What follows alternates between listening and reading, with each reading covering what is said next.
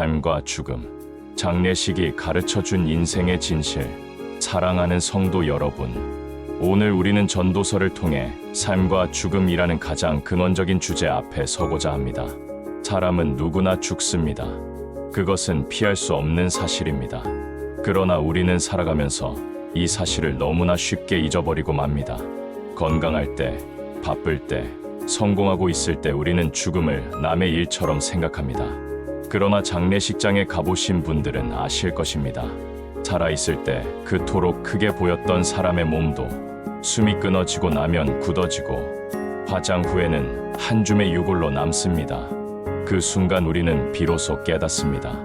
인생이 얼마나 짧고 연약한지를, 내가 붙들고 있는 것들이 얼마나 덧없는지를. 그리고 우리는 전도자의 외침을 듣습니다. 헛되고 헛되며 헛되고 헛되니 모든 것이 헛되도다. 오늘 이 말씀은 단순히 인생의 허물을 말하기 위해 기록된 것이 아닙니다. 그 허물을 통하여 우리로 하나님께로 돌아오게 하기 위함입니다. 육신은 흙으로 돌아가지만 영혼은 하나님께로 돌아갑니다. 그러므로 슬픔 속에서도 우리는 천국의 소망으로 견딜 수 있습니다. 해 아래의 인생은 헛되다. 1점, 끝없이 반복되는 세상. 전도자는 인생을 참으로 냉정하게 바라봅니다. 그는 자연을 먼저 봅니다. 해가 뜨고 집니다. 또 제자리로 돌아갑니다. 바람은 남쪽으로 불다가 북쪽으로 돌이키며 끊임없이 돌고 돕니다. 강물은 흘러 바다로 가지만 바다는 차지 않습니다. 물은 다시 증발하여 강으로 돌아옵니다. 세상은 이처럼 반복의 반복을 거듭합니다. 한 세대는 가고 한 세대는 오되 땅은 영원히 있도다. 그러면서 전도자는 인생을 봅니다. 사람도 마찬가지입니다. 한 세대가 가면 또 한 세대가 옵니다. 땅은 변하지 않는데 사람만 계속 바뀝니다. 역사에 얼마나 위대한 인물들이 많았습니까?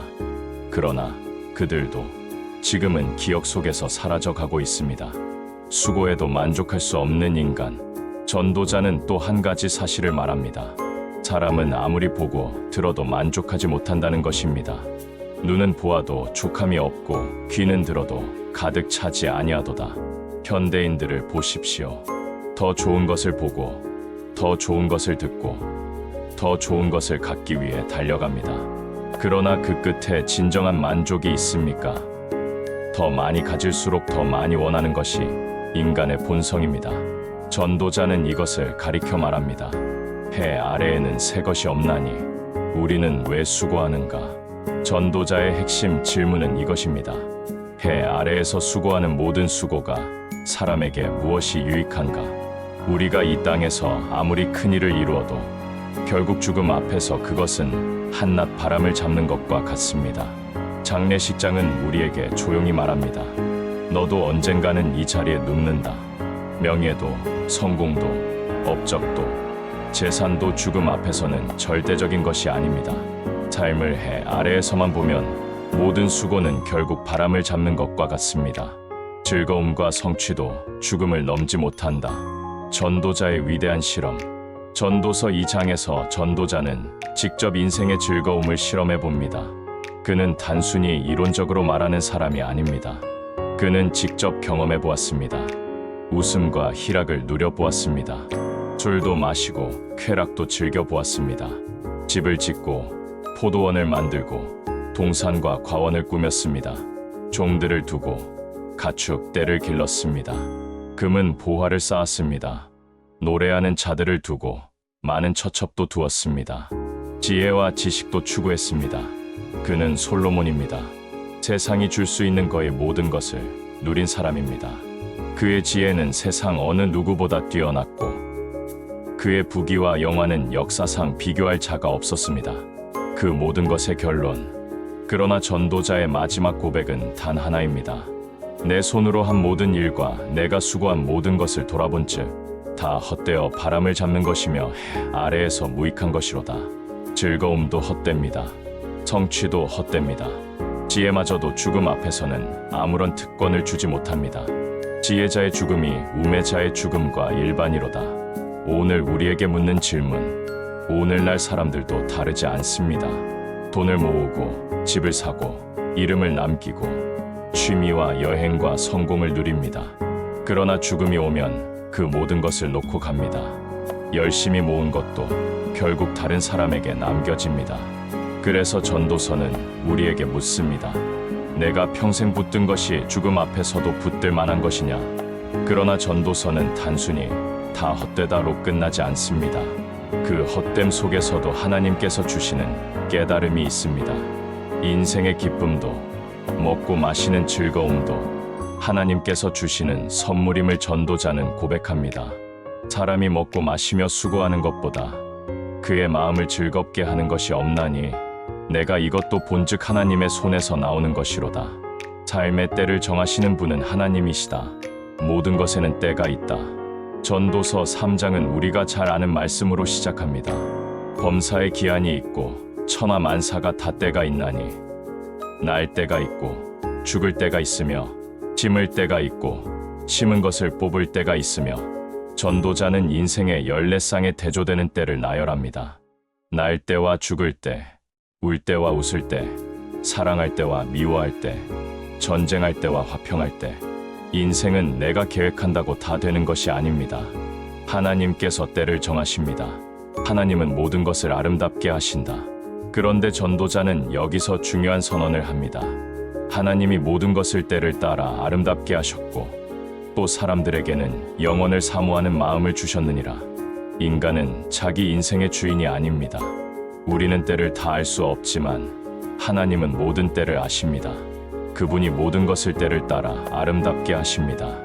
왜 우리는 장례식 앞에서 더 깊이 흔들릴까요?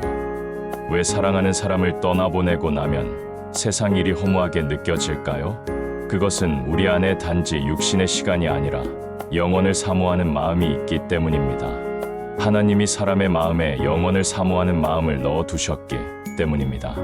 인간은 짐승과 다르다. 전도서 3장은 또한 사람과 짐승을 비교합니다. 흙으로 돌아간다는 점에서 사람과 짐승은 같아 보입니다. 그러나 인간의 영은 위로 올라가고 짐승의 혼은 땅으로 내려갑니다. 인간은 죽음 앞에서 단순히 끝나는 존재가 아닙니다. 인간의 영은 하나님께 대한 질문을 품고 있습니다. 우리가 죽음 앞에서 느끼는 두려움과 슬픔, 그리고 영혼에 대한 그리움은 하나님이 우리 안에 새겨주신 영혼의 흔적입니다. 죽음은 인생의 끝이 아니라 인간이 영혼을 사모하도록 하나님이 허락하신 엄숙한 경고입니다. 늙기 전에, 죽기 전에 창조주를 기억하라. 늙어감을 생생하게 묘사하는 전도서 12장은 노년과 죽음을 너무도 생생하게 묘사합니다. 몸이 떨리고, 허리가 굽고, 이가 빠지고, 눈이 어두워지고, 귀가 어두워지고, 두려움이 많아지고, 정욕도 사라져 갑니다. 그리고 결국 사람은 영원한 집으로 돌아가게 됩니다. 이것은 남의 이야기가 아닙니다. 우리 모두가 걸어가야 할 길입니다. 노년은 누구에게나 찾아오고 죽음도 누구에게나 찾아옵니다. 창조주를 기억하라. 그러므로 전도자는 이렇게 권면합니다. 청년의 때에 너의 창조주를 기억하라. 곧 악한 날이 이르기 전에 아무 낙이 없다고 할 해들이 가깝기 전에. 청년의 때란 단지 나이 어린 때만을 가리키는 것이 아닙니다. 건강할 때, 힘 있을 때, 정신이 또렷할 때를 말합니다. 그때의 창조주를 기억해야 합니다. 흙은 여전히 땅으로 돌아가고 영은 그것을 주신 하나님께로 돌아가기 전에 기억하라. 장례는 산자를 향한 하나님의 설교. 성도 여러분, 장례는 죽은 자를 위한 예식인 동시에 산자를 향한 하나님의 설교입니다. 하나님은 장례식장을 통해 우리에게 조용히 말씀하십니다. 너도 흙으로 돌아갈 자다. 그러니 지금 창조주를 기억하라. 건강할 때 하나님을 기억해야 합니다. 힘 있을 때 하나님을 섬겨야 합니다. 정신이 또렷할 때 말씀을 붙들어야 합니다. 죽음이 가까워져서야 하나님을 찾겠다고 미루지 마십시오. 그때는 너무 늦을 수 있습니다. 삶과 죽음의 결론은 하나님 경외다. 전도서의 최후 결론, 전도서의 마지막 결론은 놀랍도록 분명합니다. 인생을 다 연구해보고 지혜를 다 써보고 즐거움도 누려보고 죽음도 바라본 뒤에 남는 한마디는 이것입니다. 일의 결국을 다 들었으니 하나님을 경외하고 그의 명령들을 지킬지어다. 이것이 모든 사람의 본분이니라. 인생의 본분은 경외다. 인생의 본분은 많이 소유하는 것이 아닙니다. 오래 사는 것이 아닙니다. 유명해지는 것이 아닙니다. 하나님을 경외하고 그의 명령을 지키는 것입니다. 삶의 의미는 성공이 아니라 경외에 있습니다. 죽음의 준비는 재산 정리가 아니라 신앙의 준비입니다. 결국 우리는 하나님 앞에 섭니다. 하나님은 모든 행위와 모든 은밀한 일을 선악간에 심판하시리라. 해 아래가 아닌 해 위에서 보는 인생. 그렇습니다. 해 아래에서 보면 인생은 헛됩니다. 그러나 해 위에 계신 하나님 안에서 보면 인생은 헛되지 않습니다. 하나님을 경외하며 사는 삶은 죽음 앞에서도 흔들리지 않습니다. 그리스도인에게 죽음은 끝이 아닙니다. 영은 하나님께로 돌아갑니다. 그러므로 살아있는 동안 하나님을 기억하고 경외하고 순종해야 합니다. 삶을 바르게 사는 길도 하나님 경외요. 죽음을 바르게 맞는 길도 하나님 경외입니다. 결론, 허물을 넘어 하나님께로. 사랑하는 성도 여러분, 전도서는 우리에게 인생의 허물을 가르치지만 그 허무 속에서 절망하라고 말하지 않습니다. 오히려 그 허물을 통하여 하나님께로 돌아오라고 말합니다. 해 아래의 삶은 헛됩니다. 그러나 해 위에 계신 하나님 안에서는 헛되지 않습니다. 육신은 흙으로 돌아가지만 영은 하나님께로 돌아갑니다. 그러므로 오늘 살아있는 동안, 아직 호흡이 있을 동안, 아직 회개할 수 있을 동안 창조주를 기억하십시오. 하나님을 경외하십시오. 주님의 말씀을 붙드십시오. 그것이 삶을 사는 지혜요. 죽음을 준비하는 믿음입니다. 오늘 하나님을 기억하는 사람이 마지막 날에도 흔들리지 않습니다. 삶의 결론도 하나님, 죽음의 결론도 하나님입니다. 해 아래의 인생은 헛되지만 하나님 안의 인생은 헛되지 않습니다. 죽음은 끝이 아니라 하나님 앞으로 돌아가는 문입니다. 장례식은 죽은 자를 위한 예식인 동시에 산자를 향한 하나님의 설교입니다. 창조주를 잊고 사는 인생은 결국 허무로 끝납니다. 삶의 결론도 하나님, 죽음의 결론도 하나님입니다. 오늘 하나님을 기억하는 사람이 마지막 날에도 흔들리지 않습니다. 오늘 이 말씀이 여러분 인생의 위대한 전환점이 되시길 간절히 기도드립니다. 아멘.